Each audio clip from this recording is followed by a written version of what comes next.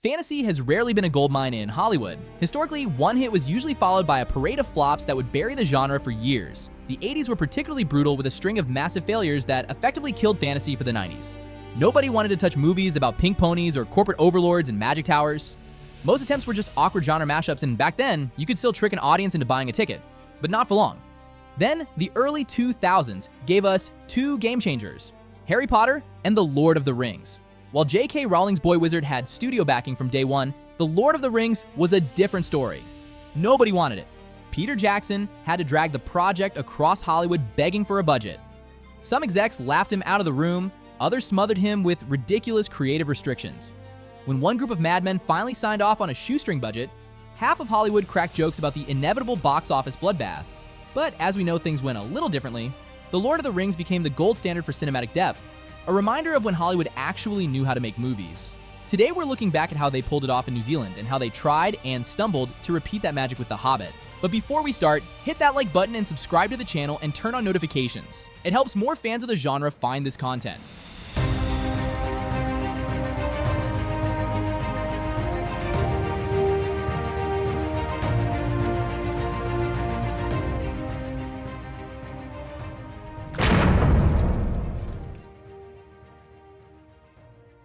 After walking away from The Frighteners, Peter Jackson was eager to dive into the fantasy genre, but he initially wanted to avoid The Lord of the Rings entirely. He figured he'd tackle something original. However, as Jackson later recounted, every outline he drafted felt like a derivative echo of Tolkien.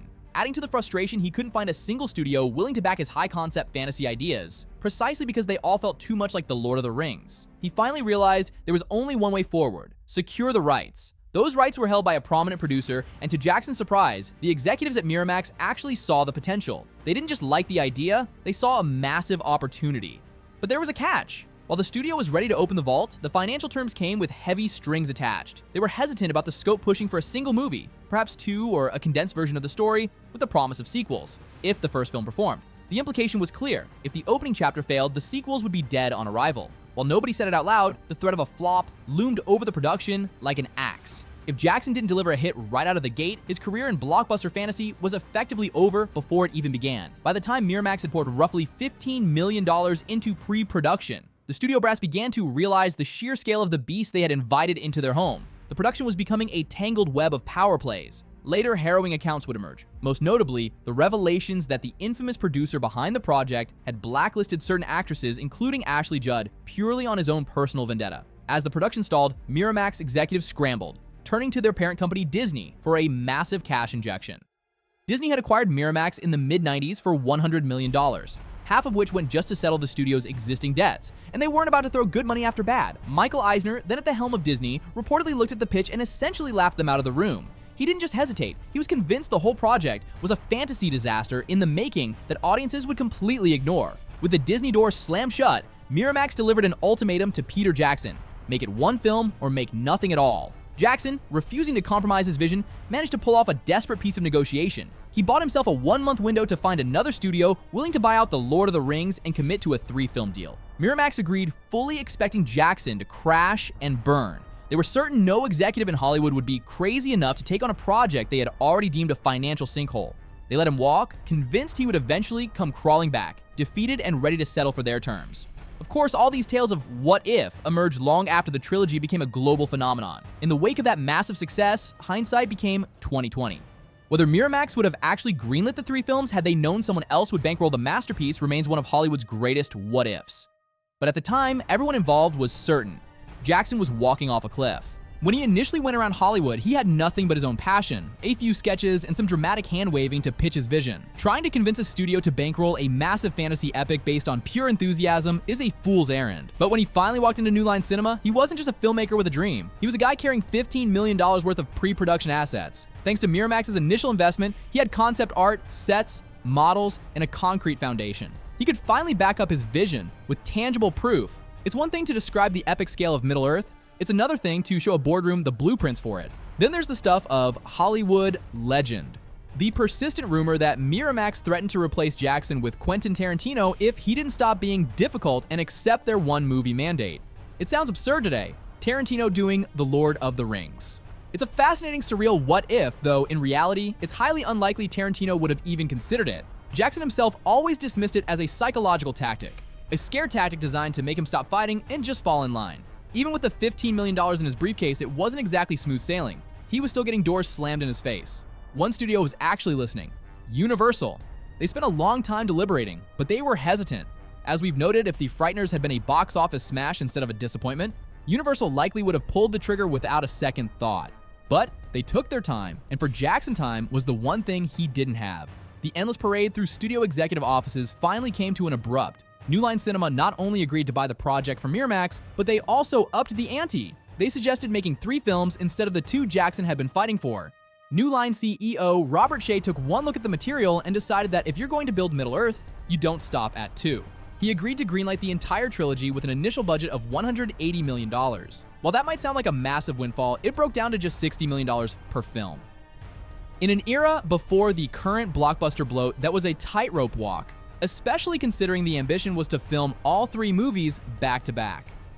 To make it work, the production had to be incredibly lean. For Peter Jackson, this wasn't just a professional gamble, it was a total personal commitment. He had already put his own skin in the game during the production of The Frighteners, having leveraged a significant portion of his assets just to get that film off the ground. His own visual effects house, Weta Workshop, simply didn't have the capacity required for a project of this magnitude. Jackson poured every remaining cent he had into upgrading Weta, essentially betting his entire financial future on the hope that his vision for Tolkien's world would pay off.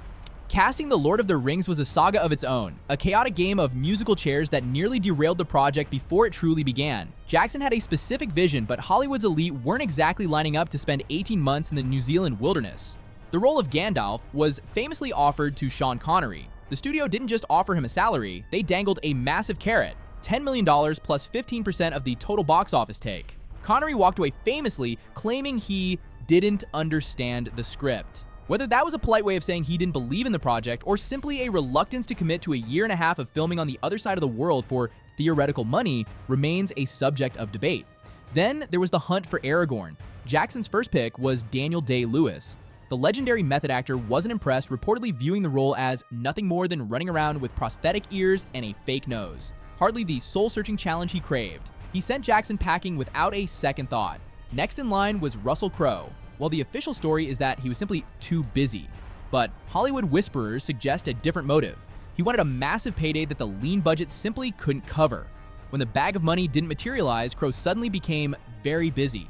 Desperate to fill the boots of the Ranger, the production turned to Stuart Townsend. He was young, hungry, and, most importantly, willing to work for next to nothing.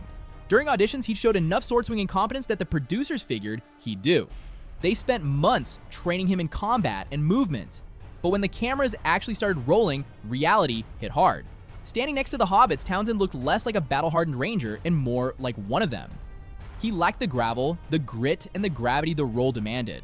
After just a few days of filming, Jackson and the producers realized they had a massive problem on their hands.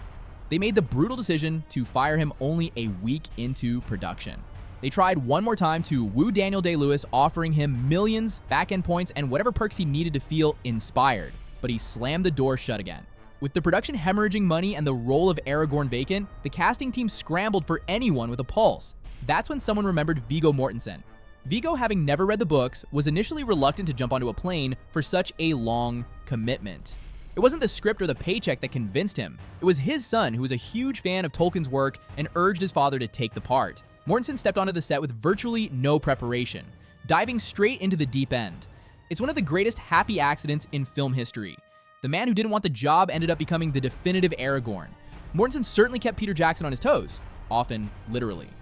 An avid surfer, Viggo took advantage of his days off to tackle the legendary high-stakes waves of New Zealand. However, the Pacific Ocean didn't care about the fate of Middle-earth. One particularly brutal wipeout left Viggo's face in rough shape, effectively losing a round to the seabed. For the next month, Jackson was forced to become a master of cinematography by necessity. He shot Viggo almost exclusively from his good side, while the makeup and prosthetic teams worked overtime to hide the damage on the other. It's a testament to the magic of film that if you watch The Fellowship of the Ring today, you'd never know the King of Gondor spent half the production looking like he'd gone 10 rounds in a boxing ring. The story goes that Elijah Wood was determined to land the part of Frodo.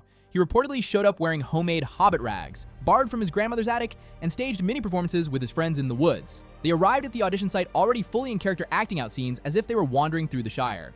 Jackson, likely equal parts bewildered and impressed by the sheer audacity, realized that if someone was willing to look that ridiculous for the sake of the role, he had found his Frodo. Sir Ian McKellen famously hadn't read Tolkien's books and had zero interest in jumping into a sprawling, high-fantasy epic.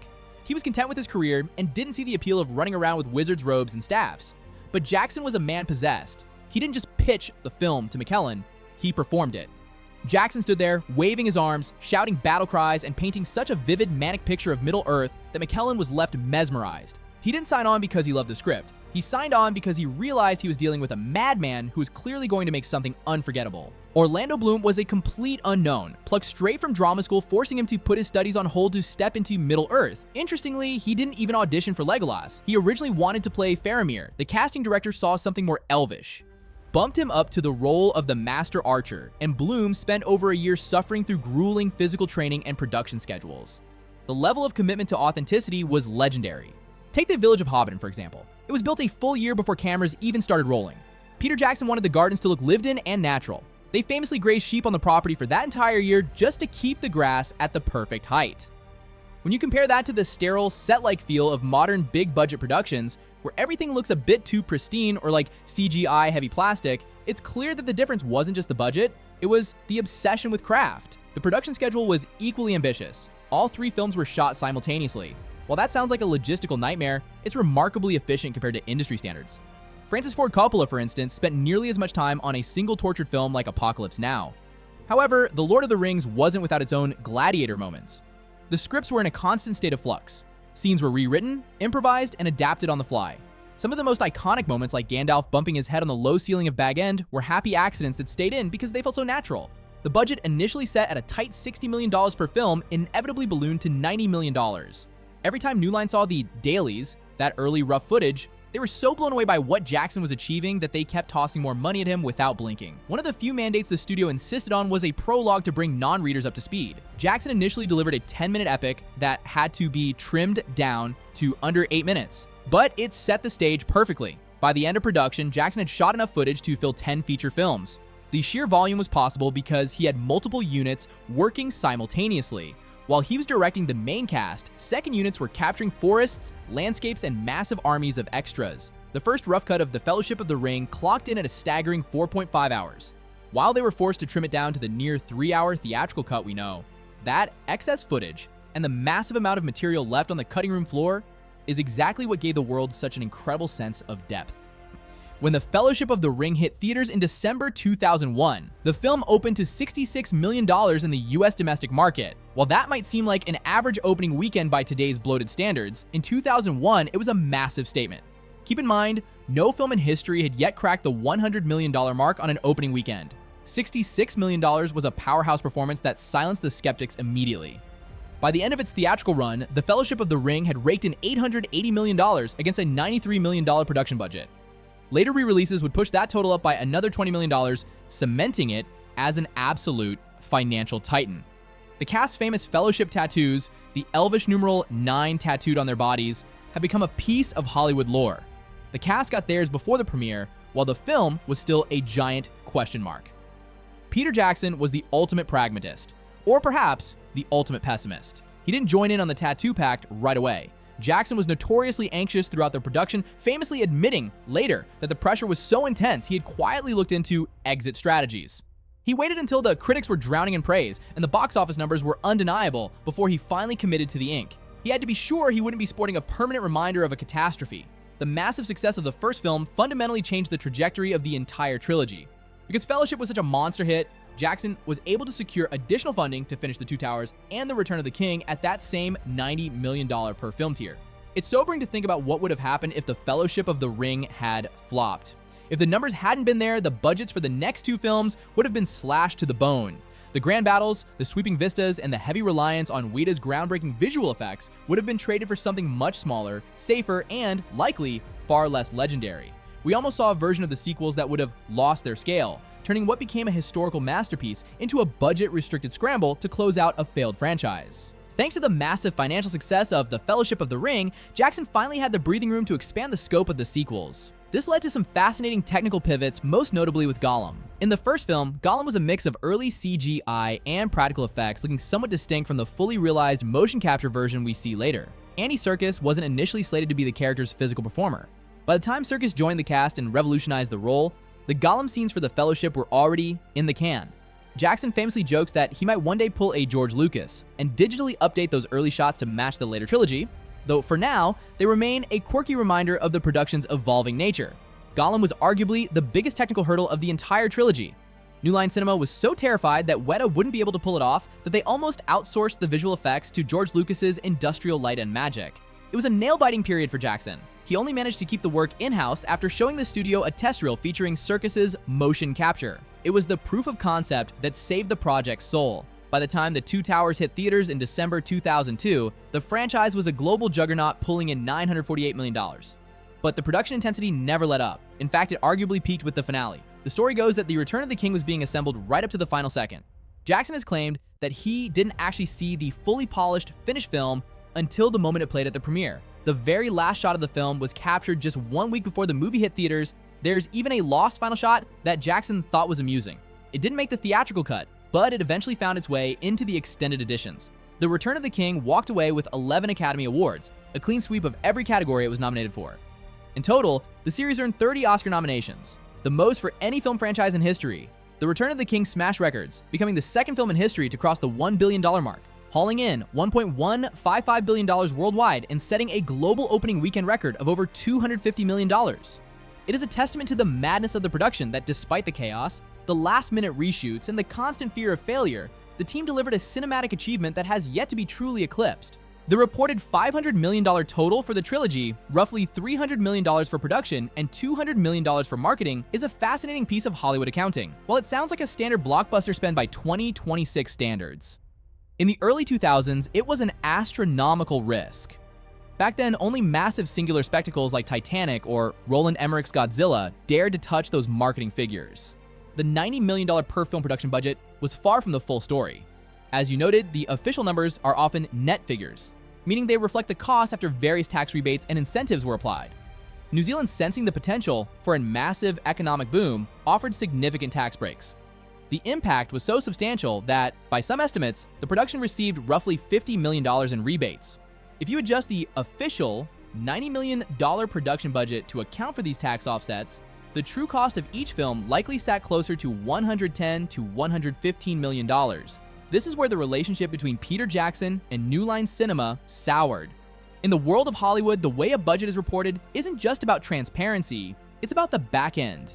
The industry uses a concept often derisively called Hollywood accounting. By inflating certain costs, shifting expenses between projects, or utilizing complex tax structures, studios can effectively minimize the net profit of a film.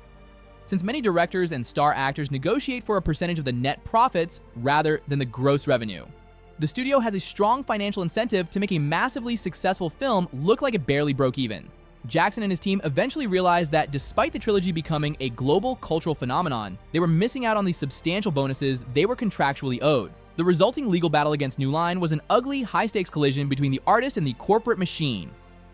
The saga of the Lord of the Rings accounting is the perfect example of Hollywood math.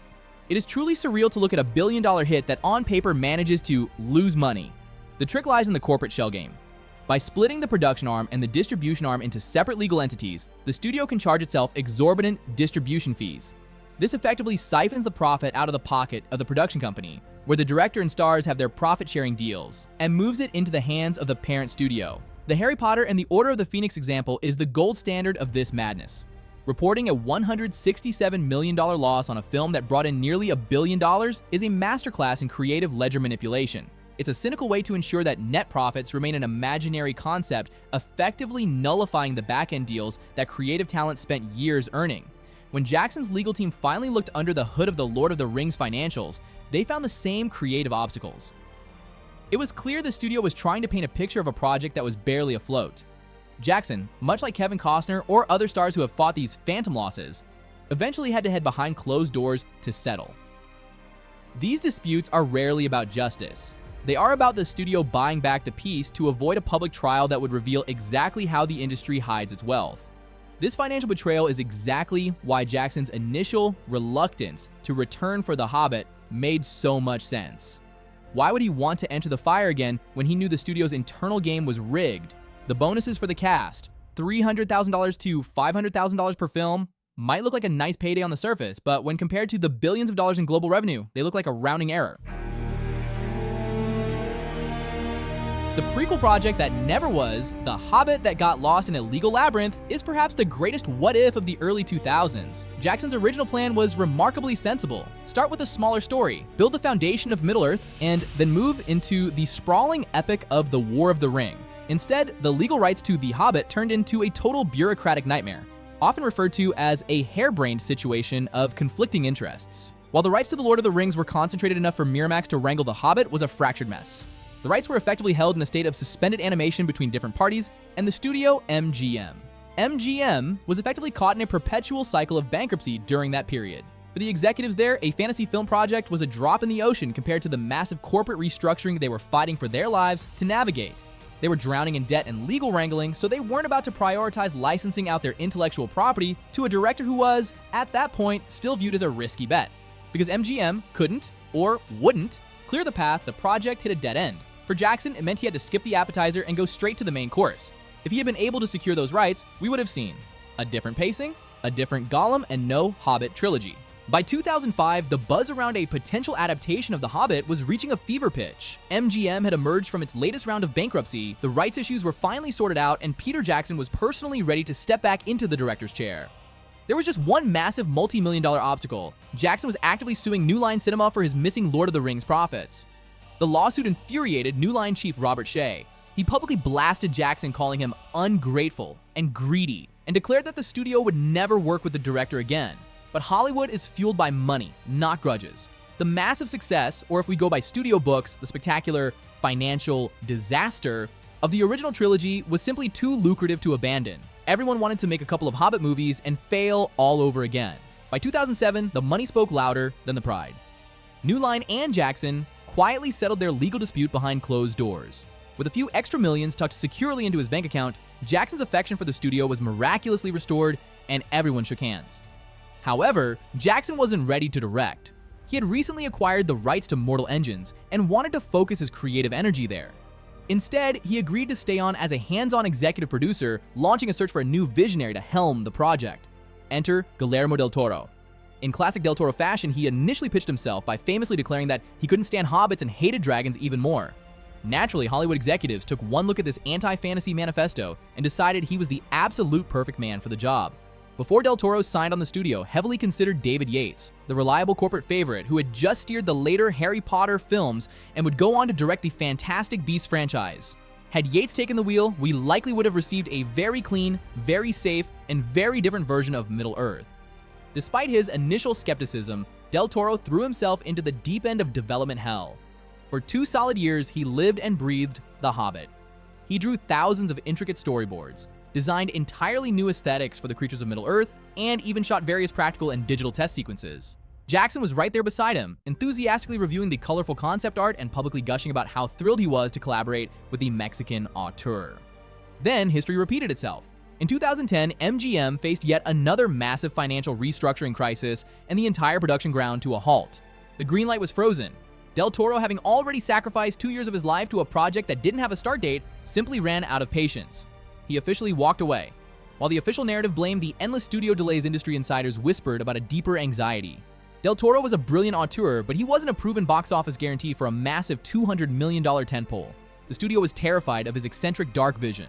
Just a few months after Del Toro's exit, Peter Jackson officially stepped back into the director's chair and the gears of production suddenly started spinning at lightning speed. Whether the studio intentionally prolonged the delays to force Del Toro out and pressure Jackson to take over, or if the stars simply aligned in the most chaotic way possible, remains one of the great mysteries of modern blockbuster filmmaking. Peter Jackson originally set out to deliver exactly what was promised, a tight 2-part adaptation of The Hobbit. Once the studio executives sat down to watch the early rough cuts, they saw a golden opportunity. They managed to convince Jackson that 2 movies simply weren't enough to capture the scope and the massive profit potential of a grand new trilogy. To make this structural leap work, the production underwent a brutal editorial overhaul. Scenes originally intended for the first and second films were systematically carved out and pushed into a newly conceived third installment.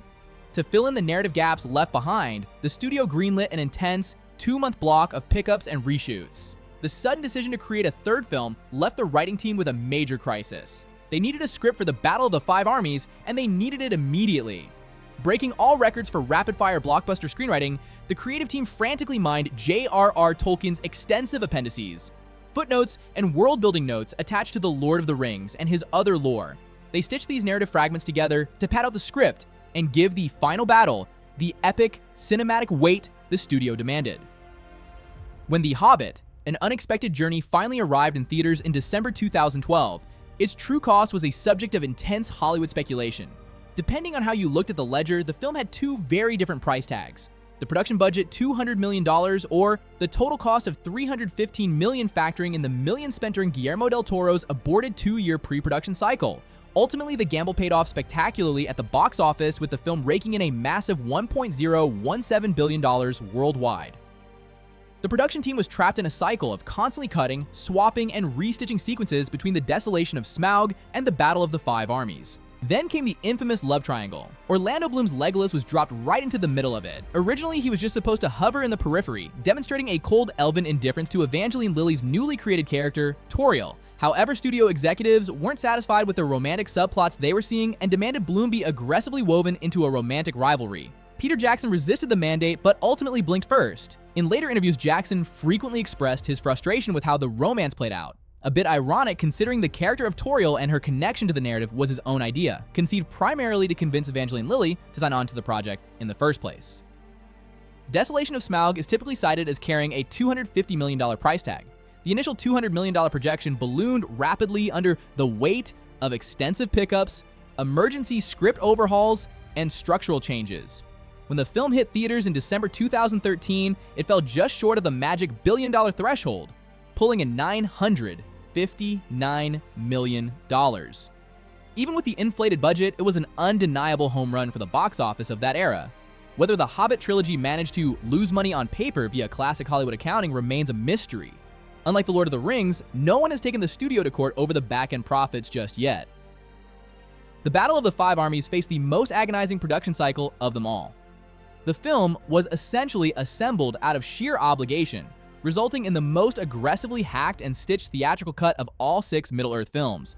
It clocked in as the shortest entry in Jackson's entire Tolkien filmography, and the rush to meet the release date was so intense that several prominent set pieces prominently featured in the promotional trailers completely vanished from the final theatrical cut. Hollywood whispers often credit Jackson with a dramatic protest. Rumor had it he flatly refused to watch the final theatrical cut of The Battle of the Five Armies, utterly disgusted by what studio meddling had done to his vision. While Jackson has never officially confirmed this narrative, the rumor took on a life of its own. For many fans and critics, it was simply easier to believe that a legendary director had been forced into a corner by a corporate machine than to admit he was at the helm of the film's frantic, uneven execution. Released in December 2014 with a massive estimated $300 million budget, the finale brought in $962 million. The Battle of the Five Armies holds the unfortunate honor of being the only Middle-earth film directed by Jackson to be completely shut out of an Academy Award nomination for Best Visual Effects. It walked away with a solitary nod for Best Sound Editing. While that haul is highly respectable on paper, the net returns for the studio were a fraction of the original trilogy's yields. By the time New Line Cinema split the remaining pie with Warner Brothers, MGM, and the Tolkien estate, the actual profit margins were surprisingly thin. In the end, the elaborate financial shell games that characterized the production of The Hobbit didn't look like a Hollywood masterstroke. They just looked messy.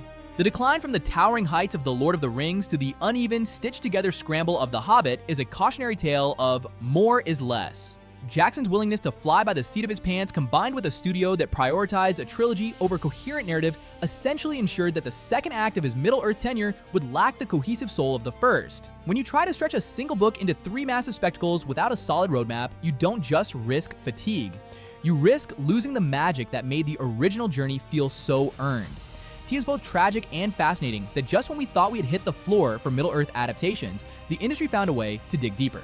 Comparing the practical, grounded, character-driven grit of Jackson's trilogy to the high-budget plastic sheen of The Rings of Power is a jarring experience. It highlights a fundamental shift. Where Jackson's trilogy was about a labor of love that accidentally made money, modern adaptations often feel like corporate mandates that happen to use Tolkien's name. The Lord of the Rings isn't just a fantasy series, it is the high watermark. Much like Ridley Scott defined the aesthetic of cyberpunk, Jackson's trilogy became the DNA for modern fantasy filmmaking. Even if the production led to lawsuits, broken friendships, and a frantic race against the clock, the result was a rare alignment of vision, craft, and timing that changed the cinematic landscape forever. In 20 years, the talk will likely be the same as it is now. The original trilogy will remain the gold standard, while the rest will be viewed as the inevitable noise that surrounds such a massive cultural monument. If you're ever in the mood to pull back the curtain on another cinematic legendary failure or a production hell success story, you know where to find me. Stay tuned.